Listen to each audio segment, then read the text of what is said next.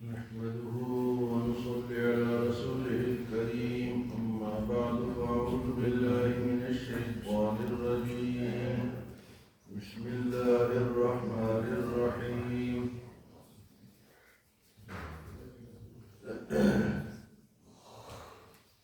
يوم يتذكر الإنسان ما سعى وبرزت الجحيم لمن يرى فأما من طغى وآثر الحياة الدنيا فإن الجحيم هي المأوى وأما من خاف مقام ربه ونهى النفس عن الهوى فإن الجنة هي المأوى يسألونك عن الساعة أيان مرساها فيما أنت من ذكراها إلى ربك منتهاها إنما أنت منذر من يخشاها كأنهم يوم يرونها لم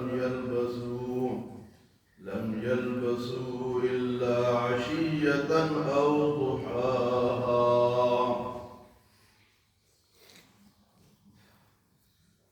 سورۃ نازعات میں آخرت کے منکر لوگوں کا ذکر ہوا کہ وہ کہتے ہیں کہ مرنے کے بعد دوبارہ کس طرح زندہ ہوں گے. تو اللہ نے اس میں جوابات دیے ہیں کہ اللہ نے تمہارا بنانا دوبارہ مشکل ہے یا پہاڑوں کا آسمانوں کا دوبارہ بنانا مشکل ہے. اتنے بڑے بڑے پہاڑ اگر اللہ بنا سکتا ہے تو تم چھوٹی سی چیز کو بھی دوبارہ بنا سکتا ہے. یہاں پر پھر دوبارہ اسی کی طرف ذکر ہے کہ جو لوگ سرکشی کرتے ہیں اللہ کی بات کو نہیں مانتے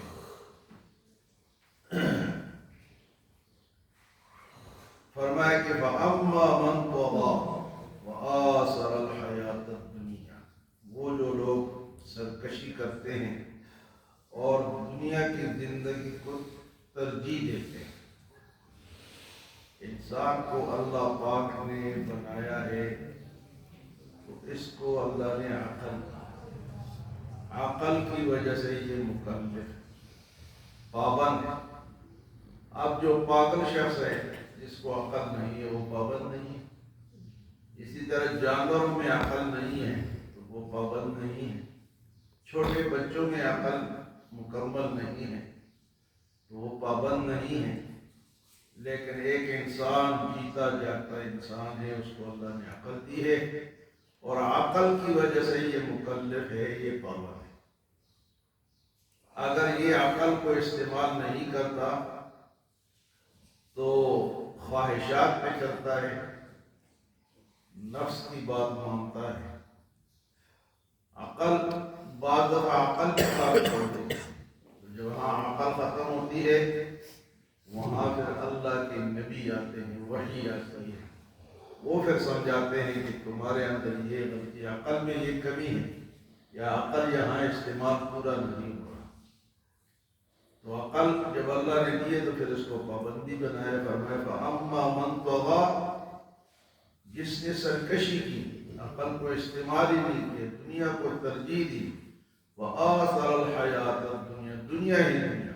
جس طرح آج کل ہے کافر ہے مسلمان ہے سب دنیا کو ترجیح دیتے ہیں.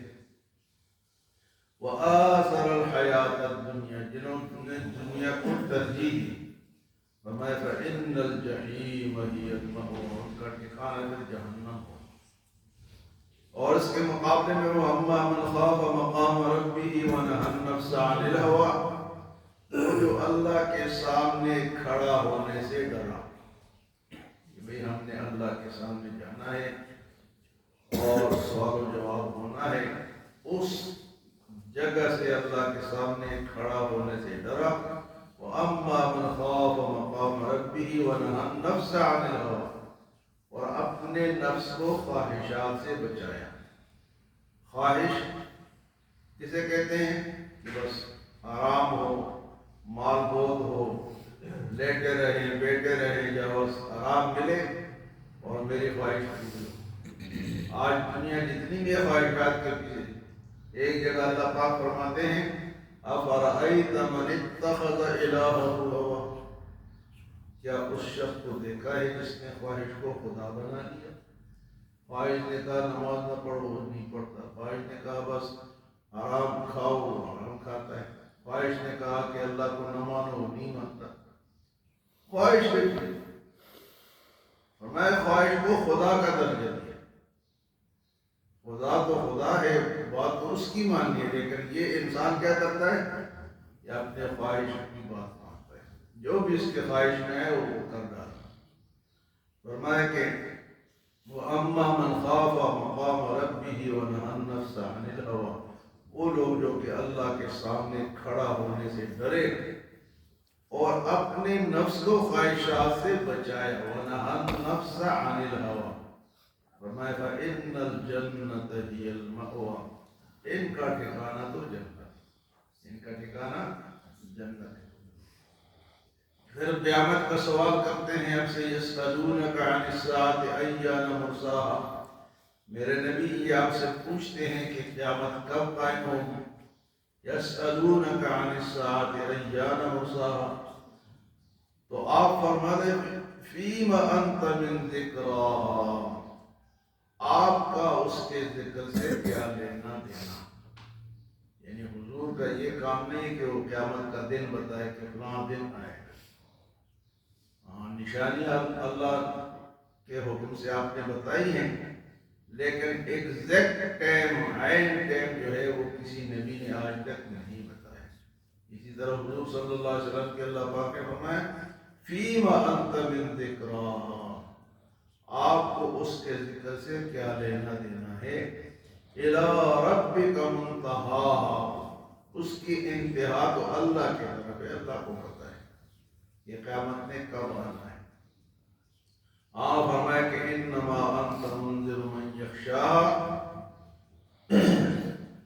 بے شک انما انت منذر، آپ تو اس قیامت سے ڈرانے والے۔ انما انت منذر من یخشاہا، کس کو ڈراتے ہیں؟ جو اللہ سے ڈرنے والا ہے۔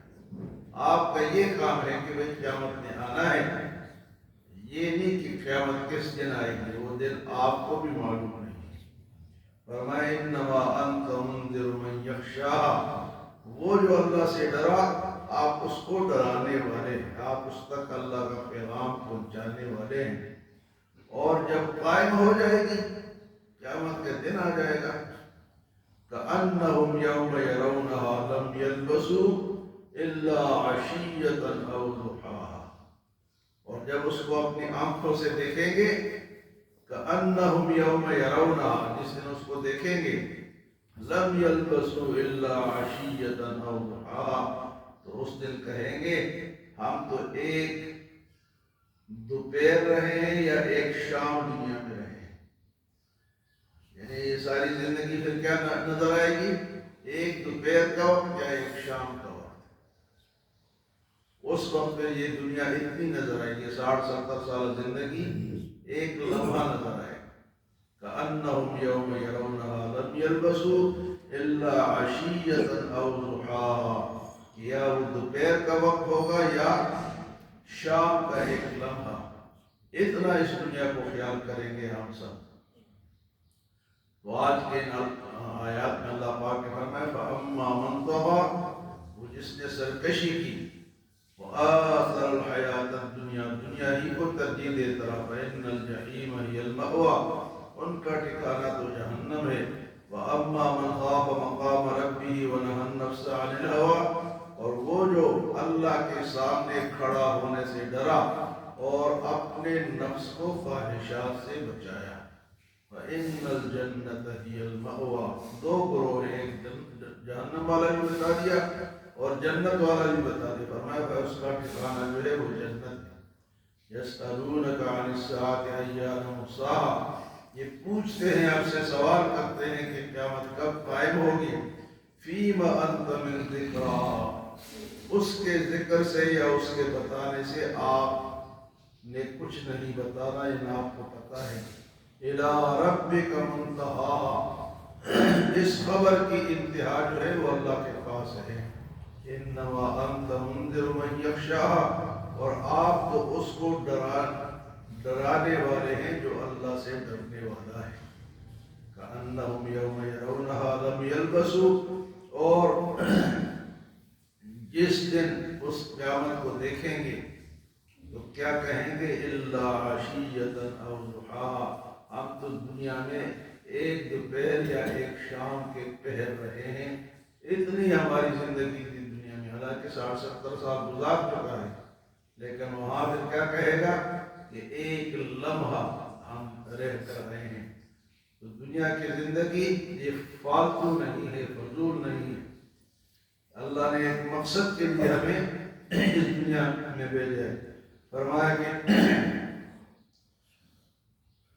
یہ کوئی عبث زندگی نہیں ہے، عبث زندگی یہ مقصد کی زندگی ہے۔ اللہ ہم سب کو مقصد کو سمجھنے کی توفیق عطا فرمائے۔